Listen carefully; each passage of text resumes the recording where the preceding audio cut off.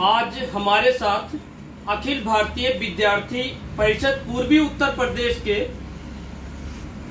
पूर्व प्रदेश सहमंत्री श्री अमित शुक्ला जी हैं। उनसे हमारा पहला सवाल होगा। आज महात्मा गांधी, राष्ट्रपिता महात्मा गांधी जी की जयंती 2 अक्टूबर। सर, इनके अपने शब्दों के माध्यम से समाज को क्या संदेश देना चाहेंगे सर?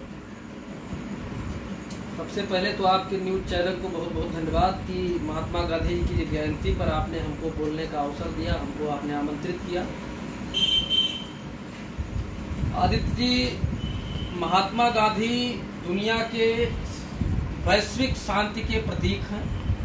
महात्मा गांधी पूरी दुनिया के वैश्विक शांति के प्रतीक हैं, वैश्विक शांति के अग्रदूत हैं और भारतीय स्वतंत्रता संग्राम के शांति आंदोलन के महानायक। महात्मा गांधी का विचार सर्व स्वीकार्य है और अंतर्राष्ट्रीय स्तर पर इसकी स्वीकार्यता है।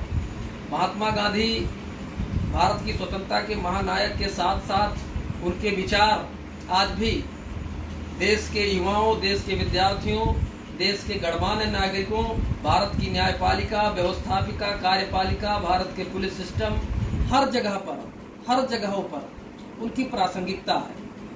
हम लोगों ने जिस विचार में काम किया है, राष्ट्रीय स्वयंसेवक संघ विद्यार्थी परिषद में काम करने के बाद भी हम लोगों ने उनके गांधीवादी विचार को एक निष्ठा के रूप में स्वीकार किया है। महात्मा गांधी जी का विचार वैश्विक स्तर पर स्वीकार्यता है और वैश्विक स्तर पर इसको मान्यता है।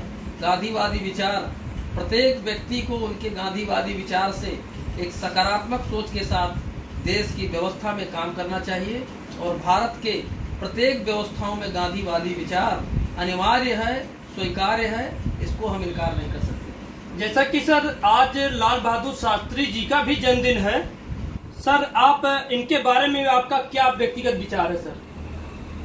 समाज को क्या संदेश देना चाहेंगे इनके बारे में? शास्त्री जी भारत के द्वितीय प्रधानमंत्री थे और शास्त्री जी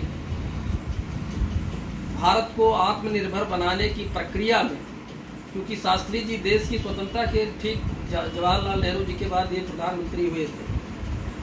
भारत की विदेश नीति और भारत की विदेश नीति की पूरे दुनिया में स्वीकार्यता, अंतर्राष्ट्रीय स्तर पर दुनिया में इसकी स्वीकार्यता का प्रथम जो सोपान बनाने का काम किया वो स्वर्गीय लाल बहादुर शास्त्री जी ने किया।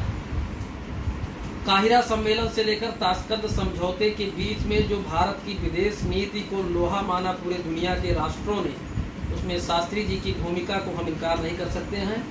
और शास्त्री जी ने भारत को आत्मनिर्भर बनाने की प्रक्रिया में प्रथम भूमिका निभाई। जब भारत पाकिस्तान का युद्ध हो रहा था उसमें शास्त्री जी देश के प्रधानमंत्री थे।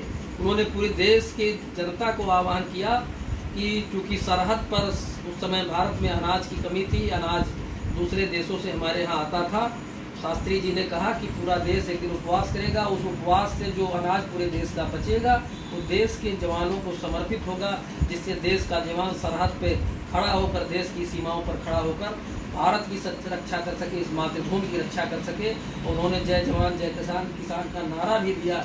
उसके माध्यम से उन्होंने भारत को आत्मनिर्भर बनाने की प्रक्रिया में एक प्रेरणा देने का काम किया, जिसके माध्यम से देश आत्मनिर्भर बनने का जो आपका एक विजन है, एक मिशन है, वो पूरा हो और डिबलर से खेती करने के साथ साथ भारत में तमाम प्रकार की चीज़ों को शास्त्री जी ने आगे बढ़ाने का काम किया। मैं उनके जयंती पर कृतज्ञ राष्ट्र के तरफ से, व्यक्तिगत अपने तरफ से सादर नमन, अभिनंदन करता हूँ। धन्यवाद, नमस्कार। सर, जैसा कि हमारे साथ आज अमित शुक्ला जी ने समय दिया, इसके लिए हम इनको बहुत बहुत धन्यवाद देंगे। बहुत बहुत धन्यवाद सर। आपको भी।